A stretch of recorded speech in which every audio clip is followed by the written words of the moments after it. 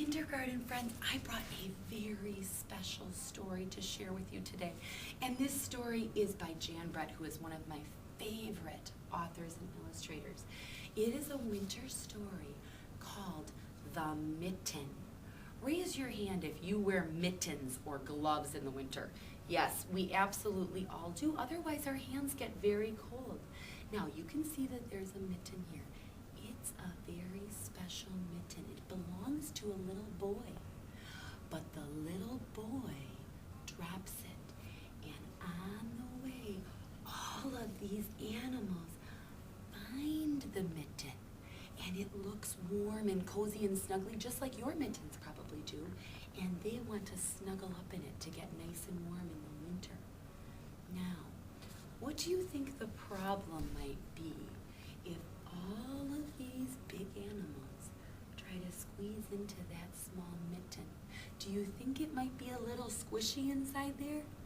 Yeah, it's going to be really squishy, and the mitten might even break. Ooh, I hope that doesn't happen. That little boy will be really disappointed. Kindergarten friends, as I read today, I want you to notice the different characters in the story. Remember, characters are the people and animals in a story. I want you to notice the characters and think about who your favorite character is. Remember, characters are people and animals in a story. You can see some of the characters on the front cover. We've got a bear, a mouse, an owl, a mole, a rabbit, a fox, we like the gingerbread man, a badger, a little hedgehog. You can see some of the characters on the front. You're going to choose your favorite, and you're going to write in your journal today about your favorite characters. So keep that finger on as I read The Mitten. And let's cross our fingers that that mitten doesn't break when all those animals try to snuggle into it.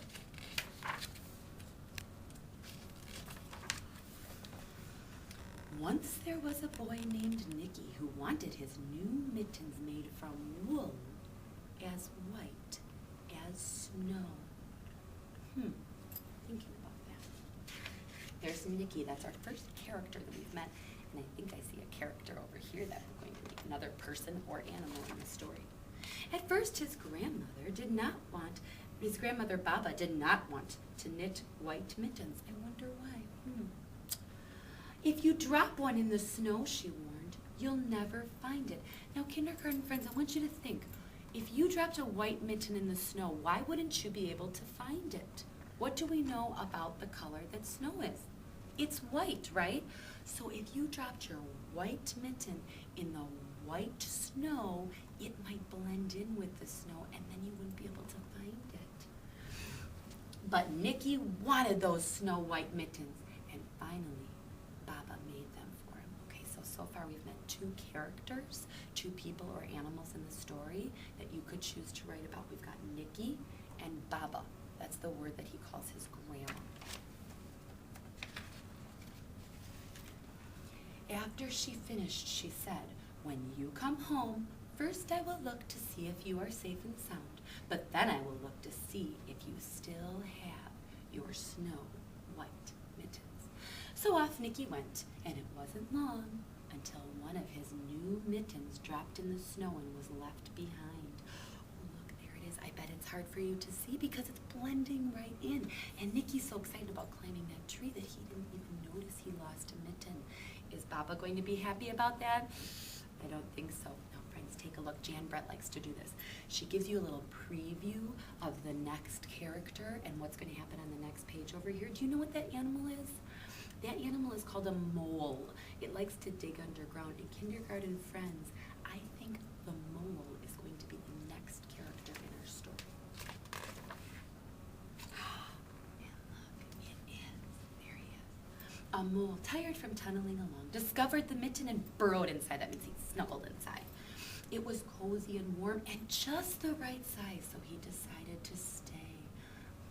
So far we have three characters, people or animals in the story: Nicky, Baba, and the mole. You can choose any of those to write about in your journal. Look at Jan Brett's preview. I think I know who's going to be next. A snowshoe rabbit came hopping by. He stopped for a moment to admire his winter coat, his white fur. It was then that he saw the mitten, and he wiggled in feet first. A mole and a rabbit in there? Ooh, it's crowded. The mole didn't think there was room for both of them, but when he saw the rabbit's big kickers, big feet, he moved over. Now, why do you think the mole would move over when he saw big kickers? How do you think he was feeling? Maybe a little bit scared of those kickers, and so he felt like he couldn't say no? That happens sometimes, doesn't it? Ooh, take a look at our character preview. Think in your head, do you think it's going to be a hedgehog? Press your save button and find out if you're right on the next page. Next, a hedgehog came snuffling along. Having spent the day looking under wet leaves for things to eat, he decided to move into the mitten and warm himself. The mole and the rabbit were bumped and jostled, but not being ones to argue with someone covered with prickles, they made room. Why don't they want to argue with someone covered with prickles? What might he do? He might prick him with those prickles, so they better let him into the mitten. Looks to me like that mitten is getting very crowded. There's our character preview. Let's find out if it is an owl. As soon as the hedgehog disappeared into the mitten, a big owl, attracted by the commotion, all that moving around, swooped down. When he decided to move in also, the mole, the rabbit, and the hedgehog grumbled. But when they saw the owl's glinty talons, his very sharp claws, they quickly let him in. I guess they were afraid of those glinty talons. Who's going to be next? Do you see his little nose? I think it's going to be Badger. Up through the snow appeared a badger. He eyed the mitten and began to climb in. The mole, the rabbit, the hedgehog, and the owl were not pleased. There was no room left, but when they saw his diggers, his sharp little claws, they gave him the thumb of the mitten. Looking at my thumb, that doesn't look big enough for a badger to fit in. He's going to be awfully squishy. Ooh, look at our character preview. Who's next? It's going to be the fox. It started snowing, but the animals were snug in the mitten. A waft of warm steam rose in the air, and a fox trotting by stopped to investigate, to check it out. A great bear lumbered by. He spied the mitten all plumped up. Not being one to be left out in the cold, he began to nose his way in. The animals were packed in as tightly as could be, but what animal would argue with a bear? Now, something's a little funny here, isn't it? It's winter time, and there's a bear out and about in the snow. What is funny about that? What do we know that bears usually do in the winter? They usually hibernate, don't they? They sleep for the winter. So I'm wondering, this must be a fiction story, a pretend story, because bears wouldn't really be out and about like this in the winter. The mitten swelled and stretched. It was pulled and bulged to many times its size. But Baba's good knitting held fast. Who's the last one? It's a little mouse. Do you think there'll be room for him? Along came a meadow mouse, no bigger than an acorn. She wriggled into the one space left and made herself comfortable on top of the great bear's nose. The bear, tickled by the mouse's whiskers, gave an enormous sneeze. Achoo! The force of the sneeze shot the mitten up into the sky and scattered the animals in all directions. Oh my goodness. On his way home, Nicky saw a white shape in the distance.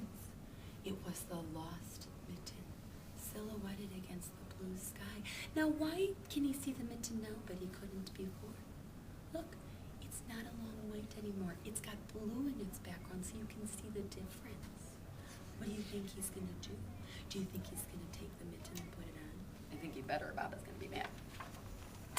As he ran to catch his snow-white mitten, he saw Baba's face in the window. First,